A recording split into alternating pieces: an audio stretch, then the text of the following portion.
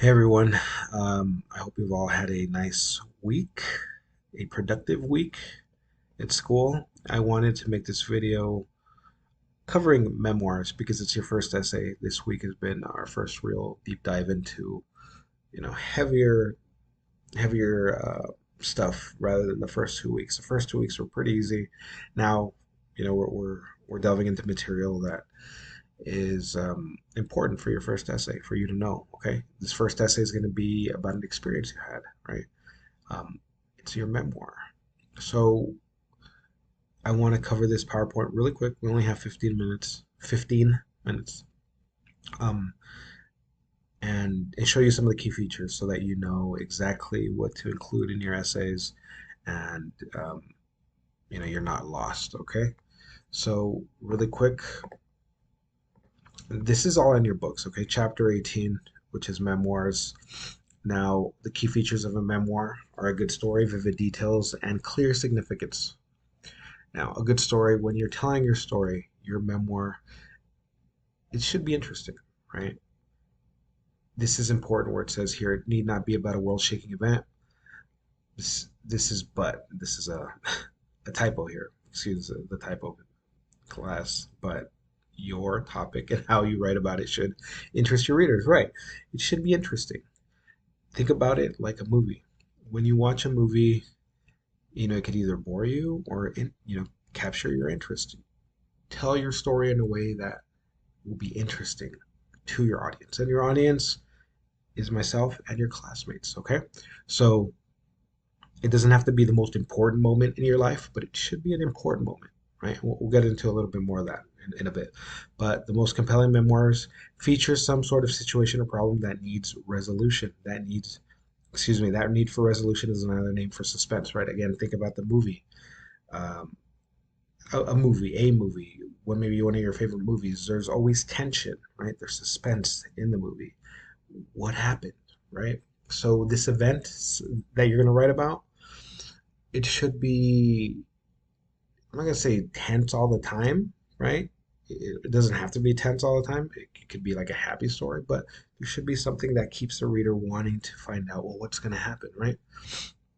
So think about it that way. So it's a good story first. Then you're going to include vivid details, right? Include your senses, all your senses, right? Sight, sound, smells, taste, textures of the world. Now, this event that happened, this is going to be, you're going to write about a moment and an experience that happened to you. But, if this was a long time ago, try to remember as many details as you can. Sit down. What I tell my students in class, in my in-person classes, is sit down, close your eyes, and try to relive that moment in your mind. Try to relive it, and you'll be surprised at how many of those senses come back to you. They'll come back into your memory and say, "Oh yeah, I remember the sun was, setting, and it was getting dark. And it was that twilight, and the sky was violet and purple, and it was getting chilly, and there were the sounds of crickets, all that stuff. Include as many details as you can, right? A memoir is more than simply a report of what happened. It uses vivid details and dialogue to bring the events of the past to life. So yes, you can include dialogue as well in your story. If there's somebody in your memoir um, that was having a conversation with you and it's pertinent to your story, it's important, include that conversation, right? Tell the story with dialogue if you can, but also include those vivid details. Now, this is the most important part, guys, of your essay. There should be clear significance. A good memoir conveys something about the significance of its subject. You need to reveal something about what the incident means to you. You don't, however, want to simply announce the significance as if you're tacking on the moral of the story. Okay, so what that means is pick a moment in your life, one moment, not your whole life, or not 20 moments or 3 or 4 moments, one moment that taught you a lesson. This lesson is the most important part. What was the significance of this experience that you had? Why is it important? Um, why was it important to you then? Why is it important to you now? Right? So, what I've been telling my students in class is um, the significance should be clear. You shouldn't have to tell me at the end of your essay, don't do this, do not do this. I repeat, do not do this. Don't at the end of your essay say, I learned by living this moment, I learned that, and tell me directly. Don't state it directly. That's cheesy. If you say, I learned this, I learned that my family is the most important, it's really cheesy, The significance of that moment should be clear to the audience without you having to tell them. Okay? So if you read, and you should be reading the stuff in the modules, guys, like Father by Gary Soto that's on there, or Fear, he doesn't say, at the end of those short pieces what the significance of these memories are for him. You know what they are, and he doesn't have to announce it. So don't announce it. It's not a moral, right? There should be a lesson learned, but don't announce it. So, excuse me. What can you write about? A major life event, right? Something that happened in your life that was, you know, very important, right? A brief encounter with a remarkable person. You can write about this, but remember, if you write about somebody else or an encounter with a person, still make it about yourself, okay? Because this is your memoir, not the other person's memoir, or a profile on another person, right?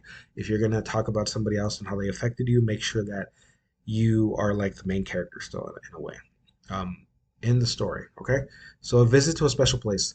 I'm gonna tell you guys this now. That way, if I do get essays, about a visit to a special place, and you get a low grade on it, you can't blame me for not reminding you here. Okay, so what I'm gonna say is this regarding this third option: a visit to a special place. If you choose to write about this, visit to, let's say, Disneyland or the beach, it shouldn't be just a laundry list of things you did at the place, right? Like, oh well, let's say you write about going to Disneyland, right? And then you say, well, we got up and then we went to the park and I had a churro and then I got on Space Mountain and then I got on the teacups and then I did this and then I went on the Jungle Cruise and then I got on the Matterhorn. It just becomes a list of things you did. That's not a memoir. That is not, I repeat, a memoir, guys. If you're just listing things you did on your vacation to the beach, to the Poconos, to Jamaica, you're just telling me that's not a good memoir. You're going to get, not a great grade. Okay. So it just becomes a journal entry of things you did, dear diary, today I did this and I did it. No, that's not a memoir. So if you talk about a visit to a special place, discuss one thing that happened there that taught you a lesson. Remember, guys, this memoir should be a moment that taught you a lesson, not just listing off things that you like about the place or that you did, right? So if you choose to write about this, remember, it's tricky, okay? A remarkable excuse me, achievement, something that maybe an award you won in high school, maybe in college. Failure is a good one. A time you failed, right? There's always a lesson in failure. Everyone's failed. I've failed many times, but because we fail, we succeed, right? So if you want to talk about this, you can. The first love or friendship, just like with this option, this one's tricky because if you're going to write about your boyfriend or your girlfriend, please don't just let it be a love letter like, oh, I love my girlfriend, I love my boyfriend. Great, that's great. But what about it? Like a lot of people choose to write about this because they're so infatuated with their significant others that they just want to write like a little love letter to their boyfriend and girlfriend and talk about how much they like them. That's not a memoir either, right? Make sure that it's an experience that taught you something, right? Not just listing why you like your boyfriend or your girlfriend. Your hometown, grandparents, loss, your first job, major or focus. All these are great topics. There's more topics. These are just a couple of possible topics that you can choose to write about, okay? Now, what's your purpose? Right? What's the importance of the memory you're trying to convey? There has to be significance. Remember, guys. Then the audience, excuse me, remember what do they need to know about this story or about this experience? How much background information do you need to let them know? How much should you leave out? Remember, you've experienced this, not me, not your classmates. So, how much do you need to let them know? And include that in your essay. Then, stance. How do you want to project yourself to the audience. Sincere, serious, humorous, detached, self-critical. It's really up to you. A lot of people choose humor, right? They like to include humor in this essay. That's great. You can do that if you want to make it sad. Um, if you feel bad about something you did, your tone can really come off. You can convey that in your tone rather, and it's really up to you um, how you want to come off to the audience, right? Media design. Will your memoir be a print documented speech? Will it be posted on a website? Well, no, it's not going to be printed. You're going to upload it to Blackboard, right? Just like with everything. Can you include photographs, audio, or video clips? Yes, you can. It's really up to you. If you have a photo of, let's say you're talking about an award you won and you have a photo you want to upload with that, you can upload that as well. Or a video, even of let's say you performed somewhere and it was the greatest moment of your life. You can post a video about that too if you have it. It's up to you. Now, what happened, where did it take place, who was involved? These are called reporters' questions, right? Who, what, when, where, why. Include all those. Think about the details, consider significance, etc., etc. Now, how do you organize a memoir? You can start from the beginning to end, or you can start backwards. You can pull a Quentin Tarantino and start in the middle of the story. It's up to you, right? Chronological order, however you want to tell the story at the end with a climax, it's really your call. Now you can ask me for help, tutor, or go to a library. Okay, I had to turn off the computer again and plug it into. This always seems to happen to me when I'm making a video. My battery always seems to get low. Okay, so last but not least, guys, the instructions. Okay, a memoir essay is a short essay length version of a memoir. The best memoirs not only tell a great story, but they also consider some of life's big questions through the prism of personal experience. Now, this is important. A memoir essay is a first person narrative, right? To your experience. This had to have happened to you. You can't make it up. This has to be a real life experience, okay?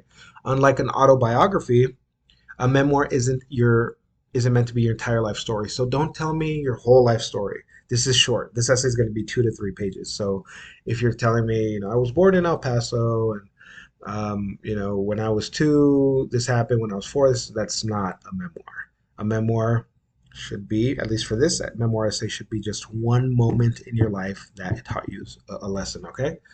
It probably won't be chronological. You may or may not even be the main character. That said, while it may focus on the author's relationship with multiple family members or loved ones, a memoir essay tends to be narrow in scope. In fact, many of the best memoir essays focus on a single relationship or flashback to a key life experience. That's important. Flashback to one key life experience. As with a short story or novel, good memoir essay is consciously constructed in order for literary effect. So for this essay, you will write it's not 3 to 4 pages, right? It's 2 to 3. I'll change this right now. So not 3 to 4, 2 to 3 pages right here. Remember, the 3 key features of my memoir are a good story, clear significance, and vivid details. So possible topics like we covered right now: failure, a major life event, brief encounter with a remarkable person, a visit to a special place. All those are the ones that are in the PowerPoint you can write about, or something else. It's really up to you. So essays should be 2 to 3 pages in length, typed in 12-inch and Times New Roman font.